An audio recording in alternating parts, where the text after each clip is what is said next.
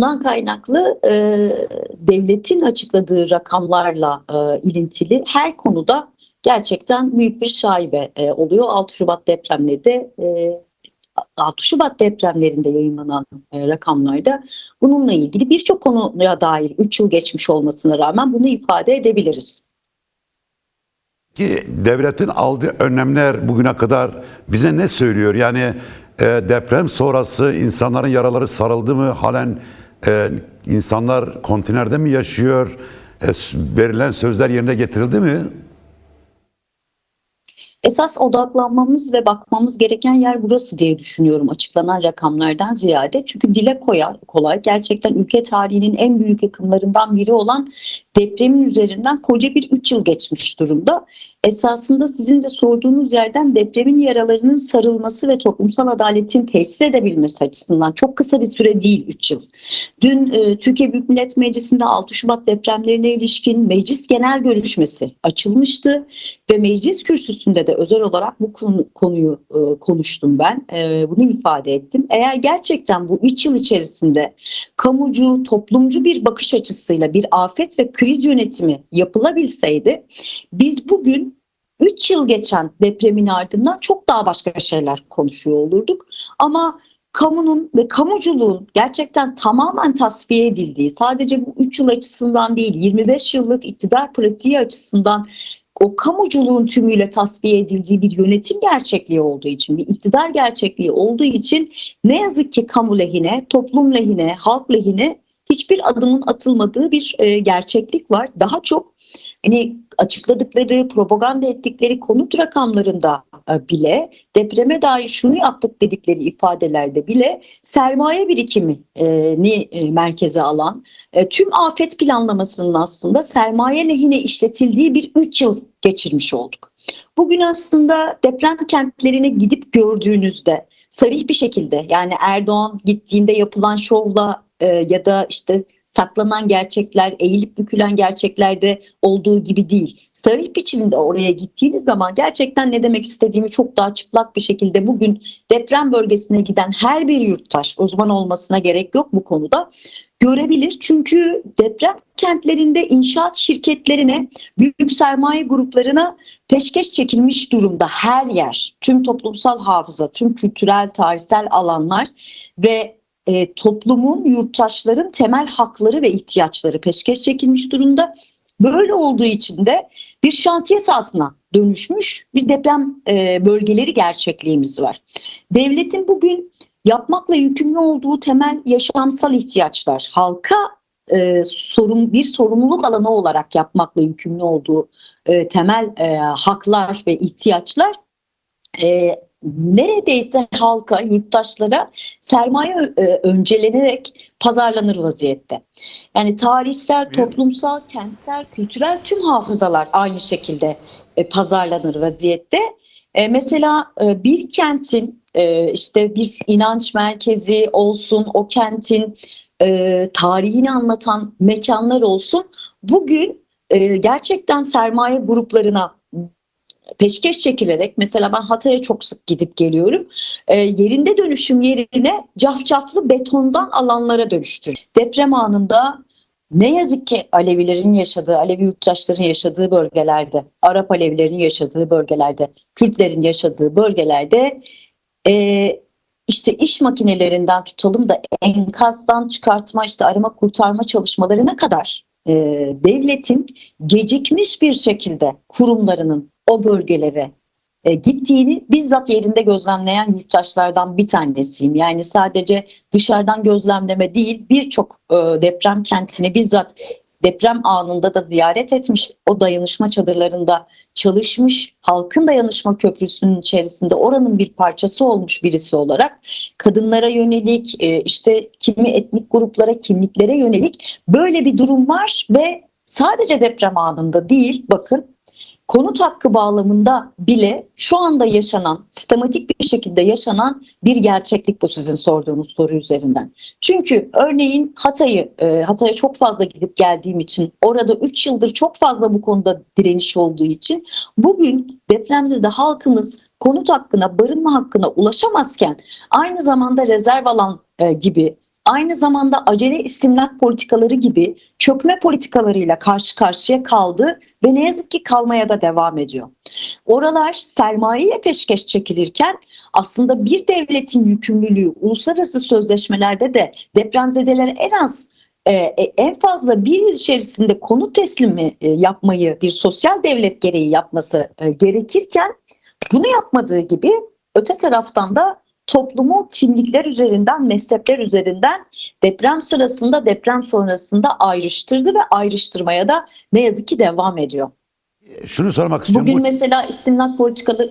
Şunu sormak da istiyorum ayrıca belki bu çökme ve ayrımcı politika sonucunda bölgenin demografik yapısında ciddi kaymalar oldu mu? Yani örneğin diyelim ki Hatay'daki Arap Alevilerin göç etmesi, tekrardan geri dönmeme meselesi ve de Kürt Alevilerin yerinden edilmiş olmaları. Yani bu ayrımcı politika aynı zamanda demografik yapıyı değiştiren bir enstrüman, bir araç haline mi dönüştü? Kesinlikle, yani çok önemli bir soru. 3 yıldır da özellikle depremi anlatırken depremin politikliğini ve bu iktidarın yeniden inşa programını anlatırken özel olarak değindiğimiz noktalardan bir tanesi bu. Çünkü çok taze ve sadece deprem anında 3 yıl öncesinde kalmış bir politik argümandan söz etmiyoruz. Sistematik bir durum var ve özellikle Hatay'da uyguladıkları bu politika, bu istimlak politikaları, el koyma, çökme politikaları orada bir laboratuvara dönüştürdü. Demografik yapıyı değiştirme noktasında ve şu anda Türkiye'nin dört bir yanında bu acele kamulaştırma dedikleri tırnak içerisinde istimlak politikaları Türkiye'nin dört bir yanında uygulanıyor. Örneğin ben Mersin milletvekiliyim. Geçtiğimiz yıl uğraştığımız konulardan bir tanesi buydu. İşte kimi katı atık tesislerinin Arap Alevilerin ve Kürt halkının yaşadığı bölgelerin ortasına kondurulup acele istimlak politikalarıyla halkın oradan göç ettirilmesine sağlamaya çalışıyorlar. Bir iktidar politikası dolayısıyla. Şimdi 3 yıllık deprem politikasına baktığımız zaman, yürütülen planlamalara baktığımız zaman orada halk elbette ki çok ciddi göçler yaşadı. Zorunlu göçler yaşadı. Sadece Mersin'e mesela 500 binden fazla deprem göçünün geldiği ifade ediliyor. Belediyenin, valiliğin vermiş olduğu rakamlara göre. Ama bizler devlet kurumları çok böyle şeffaf bir şekilde, hesap verilebilir bir şekilde çalışmadığı için, sürekli veri paylaşmadığı için geri dönüş oranlarını çok fazla bilemiyoruz. Ancak narenciye bahçelerinden işte çeşitli konut alanlarının ya da az hasarlı bölgelerin tahliye edilmesine baktığımız zaman genel itibariyle o yerelin zengin kimliklerine, işte farklı inanç ve kimliklerine bir yönelim olduğunu çok ciddi bir şekilde söyleyebiliriz. Dün örneğin 6 Şubat depremleri dolayısıyla mecliste genel görüşme açıldığında Eğitim Sen'in raporu üzerinden şunu ifade etmiştim mecliste. Deprem kentlerinde Cahit Bey 11 ilde binlerce, on binlerce belki yüz binlerce eğitimden kopuş var. Yani bunun bir tarafı yoksulluk, bir tarafı göç olgusu. Ancak dediğim gibi yani meclis de bunun için harekete geçmediği için bir rapor, veri, derleme ya da somut bir yapılanma, planlama yapabileceğimiz bir alan olmadığı için biz demografik yapının nasıl değiştiğine, değiştirildiğine dair net rakamlara erişemiyoruz. Ancak şunu çok iyi biliyoruz, deprem bölgelerinde demografik yapının değiştirilme planlamasından ötürü sürekli bir yerinden edilme korkusu var. İnsanlar şu anda bizzat bakanlığın vermiş olduğu rakamlara göre 11 ilde 640 binden fazla konteynerde yaşayan insanlar hani kim nereye gitmiş, nerede kalmış, kalıcı konutlar, istikrarlı bir yaşam dinamiği noktasında da açıkçası bunlara tam olarak erişebilir vaziyette değiliz. Sadece şunu biliyoruz, bu 3 yıl az bir süre değil. Gerçekten yaraların sarılması açısından, gerçekten somut adımların, en azından kalıcı adımların atılması açısından geniş bir zaman dilimiydi. Ama toplum lehine bir planlama, kamucu bir planlama yapılmadığı için, temel hak ve hürriyetler noktasında bir planlama yapılmadığı için ve ne yazık ki 3 yılda defalarca halka yeni depremler yaşatıldığı için biz bunu kimi karşı karşıya kaldığımız mücadele alanlarında ve direnişlerde halktan duyduklarımızla halkın yaşadığı kaygılardan doğru bilebiliyoruz. Ama şu çok net bir şey, deprem anında yaşadığımız enkaz altında bırakma politikası da sonrasında uygulanan politikalarda Türkiye Cumhuriyeti Devleti'nin bugün siyasi iktidar yönetimindeki yöneliminin bir demografik yapıyı yeniden inşa etme, revize etme, kendi çıkarları doğrultusunda revize etme politikalarını bize çok net bir şekilde gösteriyor. Her yaşadığımız vakada bu da teyit ediliyor diye düşünüyorum. Tabii çok hızlı hareketli gelişmeler var dünyada, bölgede. Bunun için sadece bu tür büyük felaketleri de yıl dönümlerinde aslında her gün konuşmak gerekiyor. Bir sorum daha var bu konuya ilişkin, depreme ilişkin. Sonra Rojava ilişkin size bir şey sormak istiyorum. Şimdi deprem sonrası dikkatimi çeken ve çok az konuşulan, bir ara konuşuldu ama daha sonra çok konuşulmadı. Depremde kaybolan çocuklar. Yani annesini, ebeveynlerini yitirmiş çocukların akıbeti, bunların bir takım tarikatlar tarafından alıp götürüldüğü falan söylendi. Bu ne kadar gerçektir? Yani gerçekten depremde ailesini yitiren çocuk sayısı biliniyor mu? Ve bu çocukların akıbeti konusunda Türkiye kamuoyu, biz bir bilgi sahibi miyiz? Ne yazık ki net bir bilgi sahibi değiliz. Yani sorulan, devletin açıklaması gereken rakamlarla ilgili sorduğunuz bütün sorulara ne yazık ki cevabını verdim ve net rakamları bilmiyoruz cevabını verdim. Aslında bu bugün devlet kurumlarının çözülen halini, çürümüş halini de çok net gösteren bir şey diye düşünüyorum. Depremde kaybolan çocuklar gerçeği bugün 3 yıldır bizim 6 Şubat depremlerinde gündemimizde elbette, ama bugün tüm dünyada konuşulan Epstein vakasıyla beraber çok daha vahim bir şekilde tekrardan gündemimize farklı biçimlerde girmiş durumda. Çünkü depremde kaybolan çocuklar gerçeğiyle ilgili ne yazık ki Türkiye Büyük Millet Meclisi'ni ve devletin kurumlarını harekete geçiremiyoruz.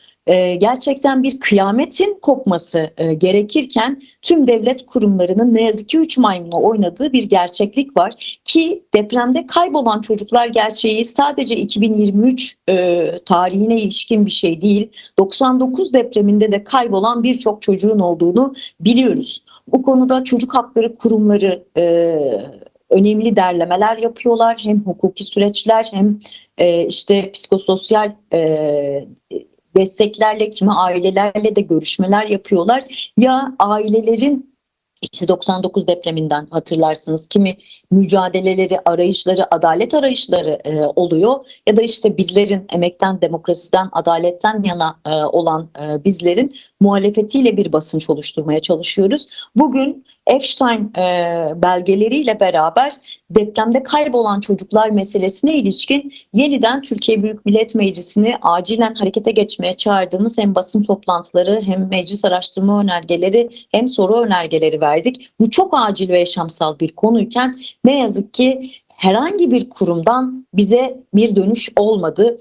Bu konu hem 6 Şubat depremleri dolayısıyla hem Epstein belgelerinin ortaya saçtığı bu skandallar dolayısıyla bu haftaki meclis gündeminin ana gündem maddelerinden bir tanesiydi. Hemen hemen tüm muhalefet vekilleri bu konuya ilişkin sordu, ancak iktidar temsilcilerinden herhangi bir yanıt alamadık. Hatırlarsanız 6 Şubat depremlerinden sonra hem çocukların yaşamlarına, yaşamsal güvenliklerine, yaşam hakları ihlallerine dair hem de kaybolan çocukların işte o dönemde kimi görüntüler çıkmıştı. Bazı tarikat evleriyle ilgili, çocukların kaçırıldığıyla ilgili, ama şu an çok daha bütünlüklü, çok daha devasa bir vahamet tabloyla karşı karşıyayız. Bunların hepsinin araştırılması gerekiyor. Başta Aile ve Sosyal Hizmetler Bakanlığı olmak üzere. Ancak şu anda bu konuyla bizim gibi yani adaletten yana olan, çocuk haklarını önceleyen partiler, siyasi partiler, kurumlar, kadın örgütleri, çocuk örgütleri dışında ne yazık ki bu konuya ilişkin çağrı, eylem, etkinlik, sorumluluk alma adımı yok. Bizim gerçekten önemli gündem maddelerimizden bir tanesinin bu olması gerekiyor. Ben de dün hem bu konuyla ilgili bakanlığa da önerge verdim hem de basın toplantısı yaptım, ama konunun aciliyetine binaen hiçbir adım atılmadı. Bunu da ifade etmiş olayım.